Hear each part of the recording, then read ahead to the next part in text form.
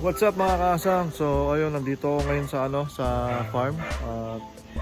After mga ilang days, wala talagang tao ditong pumunta kasi yun nga nai-post ko na rin naman na si Papa hindi na talaga naka-recover sa kanyang pagka-stroke. At ayun, ngayon nakaburol siya dito lang sa malapit. At ngayon ko lang napuntahan kasi may kailangan sila mama kunin dito sa bahay at sinamahan ko lang din. So sinilip ko na rin yung farm at mapakita ko na rin sa inyo kung ano yung kalagayan na niya. Tapos ayun pagdating ko kanina dito, merong ibon na migratory na naman na nakita ko dito sa part na to ng pond. So hindi ko alam kung may mga isda pa dyan o may nakain siya dyan. Tapos yun, lumipad siya, hindi ko na ipakita agad. So silipin lang natin yung farm natin kung ano yung kalagayan at kung yung mga isda ba buhay pa. Tapos papakainin ko rin sila kasi ilang araw na rin sila hindi napakain parang isang linggo na rin ata, ewan ko ano nakakasurvive yung mga isda dito. At yun, kung makapaglagay ako ng konting tubig, tingnan natin. Alright, so yun mga kasang, pagdating ko dito kanina, una ko nakita agad may migratory bird nga dyan, yung tikling ba ang tawag dun, yung mahaba yung paa na mahaba yung tuka. So ayun, nakita ko siya dyan, tapos lumipad siya pa ganon. Hindi ko na na-video para ma-identify kasi hindi ko naman alam din kung ano yung mga klase ng mga ibon talaga. So lumusot siya doon, hindi ko na Tapos yung una ko nakita, punta ako dito, itong crayfish natin, itong tangkay na to nakaganyan ganyan siya. So hindi ko sure kung possible na umakyat yung mga breeder natin. So silipin ko ngayon yung mga breeder natin kung mababa na rin yung tubig na to, no? At kailangan na rin nating dagdagan ng tubig. So ang nakikita ko dito yung female, yung male lang hindi ko makikita. Sana lang dito pa. Yun, meron doon. Ayun, kita nyo ba? Yeah, meron dyang male, andyan yung male natin. So yung male lang naman ang gusto ko makita kasi yung female marami ako nan. At may nakikita ako dito na mga antena. So wala naman nakatakas, no?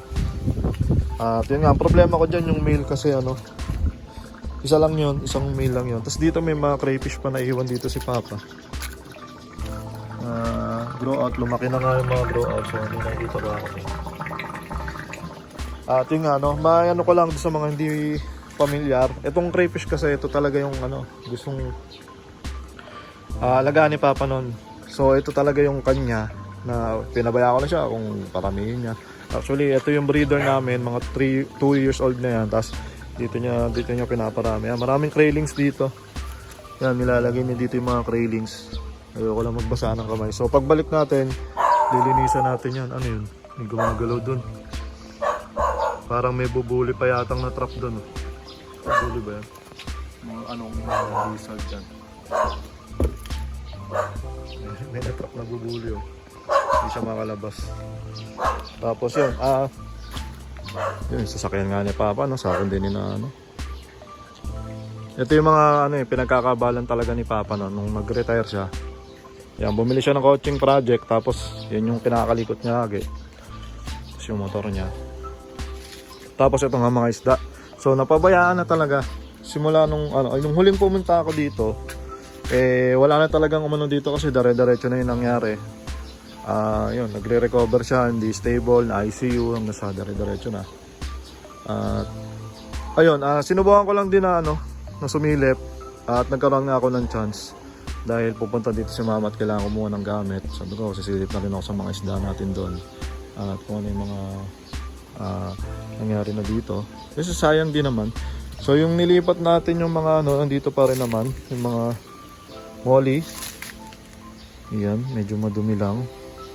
Madumi, hindi ko talaga maasikaso pa pero buhay pa naman sila. Kaya okay pa siguro yan. Tapos magpapakain tayo. Pakainin ko lahat yan. Yan, mga molly natin, mga guppies natin, okay pa naman. Tapos yun nga di ba nasabi ko nung nakaraan na baka ilipat ko to or itigil natin. Ngayon meron akong pamangkin na lalaki na dito nakatira. Tapos na yun 17 na yata. So nakausap ko siya. Sabi ko wala kasi siyang dito hilig, walang alam mo yun. Iba pa yung trip nun mga mga computer games pa, mga ganun. So sabi ko, kaya niya ba akong tulungan dito? At ito kasi hati kami ni Papa dito sa income eh. Kung makakabenta ako, hati kami, binibigyan ko siya. So ang sabi ko, yun. Kung tutulungan niya ako dito, hatihan ko na lang din siya. Ano pa lang yun, bata pa lang yun. Wala pa nga sa isip niyo talaga na yung mag-produce ng pera. Wala pa sa isip niya kasi magka-college pa lang siya, high school pa lang. Grade 11 yata. So, ayun, susubukan ko muna na turuan siya. At bigyan ng responsibilidad ng konti kasi 'di ba, maraming kailangan gawin dito. Tingnan natin kung uubra at mas magiging maayos ba o mapapabayaan pa rin yung ating farm. At madali lang naman tin alagaan yung mga yan kasi ma-maintenance na. Actually, mas madalas dito maglinis kaysa yung mag-alaga talaga ng isda. Ang importante kasi talaga, ayun, yung mga dahon, yung mga nalalaglag, yun yung kailangan niya tanggalin. Tsaka pakainin niya at least once a day. Mapakain niya yan. At goods na yun. So, ayun, wala naman akong nakitang pagbabago doon sa mga isda. At wala naman ako nakikitang nabakante. Yan yung mga natin dito. Ito, dumadami na to yung mga Dumbo ear. Ang dami lang duckweed. Yan, may mga fry to dati. Siguro ngayon malalaki na. May mga nakikita akong gumagalaw-galaw.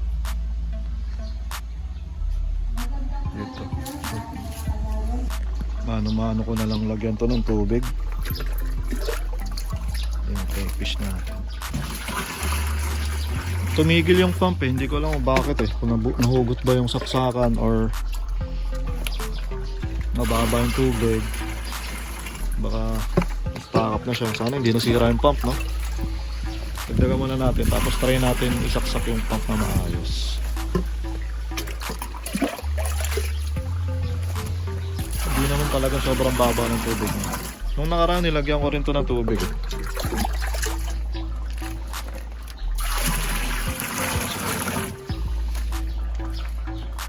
Dito kasi yung saksakan yan.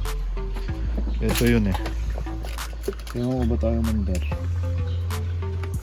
Ito. Kasi natin. So yun mga kasang, babalik ako dito after ng libing ni Papa.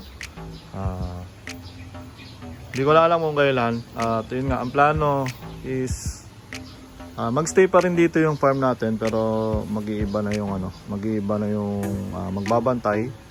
Tignan natin kung mababantayan to ng pamangking ko. At ma-maintain niya yung linis.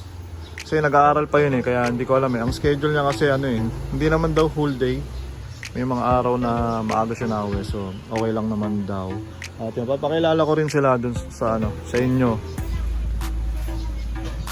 Sa mga susunod na video makikita nyo yun. At ayun, sana abangan nyo pa rin yung mga gagawin natin dito sa farm, alright?